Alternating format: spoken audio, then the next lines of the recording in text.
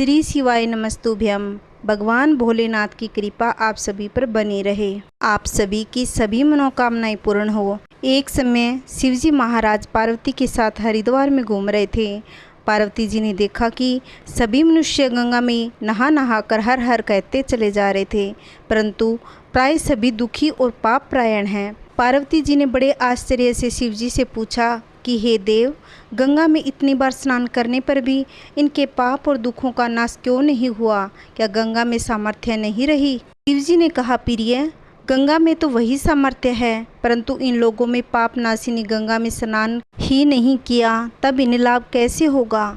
पार्वती जी ने आश्चर्य से कहा कि स्नान कैसे नहीं किया?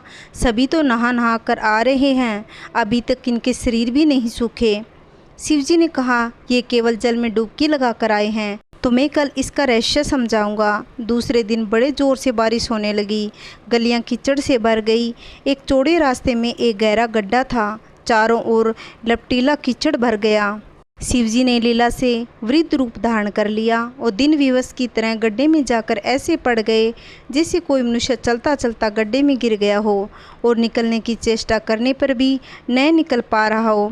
पार्वती जी को शिव शंकर ने समझाकर गड्ढे के पास बिठा दिया कि देखो, तुम लोगों को सुना सुना कर यूँ पुकारते रहो कि मेरे वृद्ध पति गड्ढे में गिर गए हैं, कोई पुण्य आत्मा इन्हें निकालकर इनके प्राण बचाएं और मुझे ऐसा है कि सहायता करें।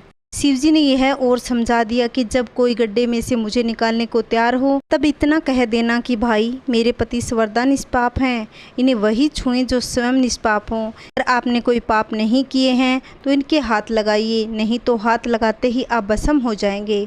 पार्वती जी तथास्तु कहकर गड्ढे के किनारे बैठ गई और आने जाने वालों को सुना सुना कर शिवजी की सिखाई हुई बात कहने लगी। गंगा में नहाकर लोगों के दल से दल आ रहे हैं।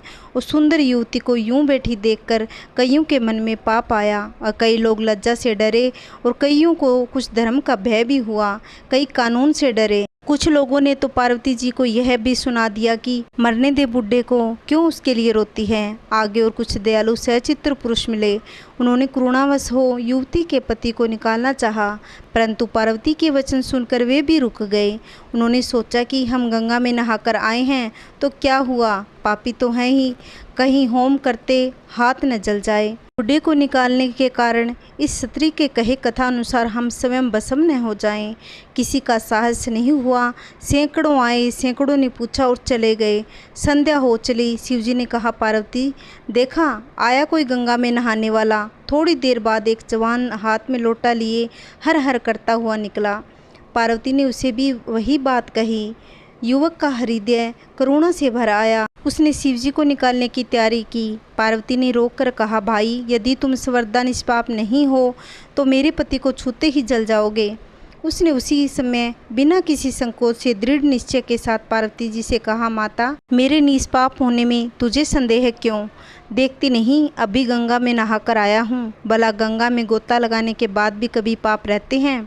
तेरे पति को निकालता हूँ। युवक ने लपक कर बुड्ढे को ऊपर उठा लिया। शिव पार्वती ने उसे अधिकारी समझकर अपना असली स्वरूप प्रकट कर उसे दर्शन देकर कृतार्थ किया। शिवजी ने पार्वती जी से कहा कि इतने लोगों में से एक ही गंगा में स्नान करके नहीं आया। जो लोग बिना श्रद्धा विश्वास के केवल दम्भ के लिए गंगा स्नान करते हैं, उन्हें वास्तविक फल नहीं मिलता, परंतु इसका मतलब यह हुआ कि गंगा स्नान व्यर्थ जाता है। विश्वास के साथ किए गए गंगा स्नान का फल अवश्य मिलता है। इसका मतलब यह है कि जो भी कार्य करो सच्चे मन से करो, सच्ची भावना से करो, सबके काम सफल होते हैं। भगवान भोलेनाथ उन्हीं के साथ होते हैं। जो मनुष्य श्री हरि का भजन करते हैं, पूजा पाठ करते हैं, वे अत्यंत संसार सागर को सहज ही पार कर जाते हैं। ओम नमः शिवाय। हर हर महादेव। अगर आपको मेरी वीडियो अच्छी लगती हो तो लाइक, शेयर, कमेंट, सब्सक्राइब जरूर करना। हर हर महादेव।